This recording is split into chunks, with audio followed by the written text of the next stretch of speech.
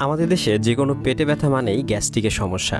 এজন্য প্রতি বছর দেশে সবচেয়ে বেশি বিক্রি হয় এই গ্যাস্ট্রিকের ওষুধ বা প্রোটন পাম্প ইনহিবিটর। পেটে সমস্যা হলে মানুষজন সেকলো, লোস্যাকটিল, ম্যাক্সপ্রো, সার্জেল, প্যান্টোনিক্স খেয়ে নিচ্ছে। আবার অন্য রোগের ওষুধের সাথেও খেতে হচ্ছে এই গ্যাস্ট্রিকের ওষুধ। আমার মনে হয় পুরো পৃথিবীতে এত গ্যাস্ট্রিকের ওষুধ অন্য কোনো দেশে খাওয়া হয় কিনা সন্দেহ আছে।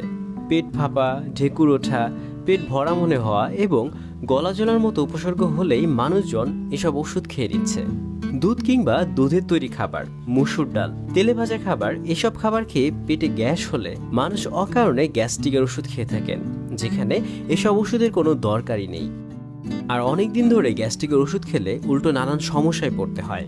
দীর্ঘমেয়াদে গ্যাস্ট্রিকের ওষুধ সেবনে কী কী সমস্যা হতে পারে তা জানবো আজকের এই ভিডিও থেকে। মনে রাখবেন, এসব ওষুধ পাকস্থলিতে অ্যাসিড নিঃসরণ বন্ধ করে দেয়, অথচ পাকস্থলিতে অ্যাসিড থাকাটাই স্বাভাবিক।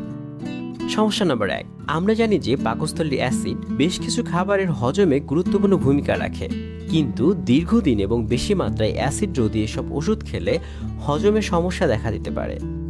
সমস্যা নম্বর 2, পাকস্থলীর অ্যাসিড আমাদের খাবারের সঙ্গে থাকা জীবাণু অনেকাংশে ধ্বংস করে, কিন্তু এসব ওষুধ দীর্ঘদিন খেলে পাকস্থলী অ্যাসিড নিঃসরণ একেবারে কমে যায়, ফলে বারবার পরিপাকতন্ত্রে কিছু সংক্রমণ হতে পারে, যেমন টাইফয়েড, হেপাটাইটিস ইত্যাদি।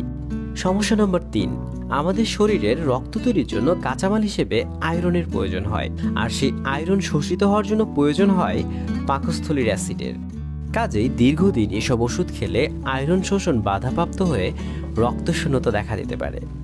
সমস্যা নম্বর 4, গবেষণা বলে দীর্ঘমেয়াদী গ্যাস্ট্রিকের ওষুধ খেলে হাড়ের ঘনত্ব কমে জটিলতা দেখা দেয়।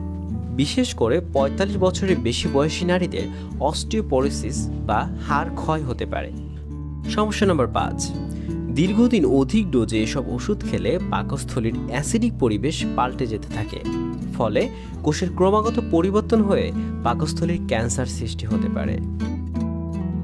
তাই ডাক্তারের পরামর্শ ছাড়া অকারণে এসব ওষুধ খেয়ে নিজের টাকা ও স্বাস্থ্যের ক্ষতি করবেন না।